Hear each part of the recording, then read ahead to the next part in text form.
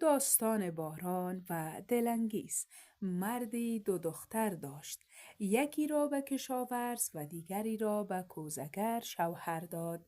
چند بعد همسرش به او گفت: ای مرد، به صلیب دخترانت برو و احوال آنها را جویا شو. مرد اول به خانه کشاورز رفت و جویای احوالش شد. دخترک گفت: زمین را کش کرده ایم، بذر پاشیده ایم. اگر باران ببارد خیلی خوب است و اگر نبارد بدبختیم. مرد به خانه کوزگر رفت و دخترک گفت: کوزه ها را ساخته هم، در آفتاب چیندم.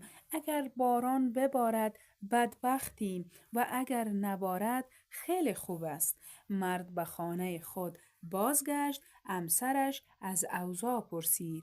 مرد گفت: چه باران بیاید چه نیاید ما بدبختیم. حالا حکایت امروز: اگر باران ببارد خیلی ها بی خانمان و بی خواب می شود و اگر باران نبارد خیلی ها آب و غذا ندارد.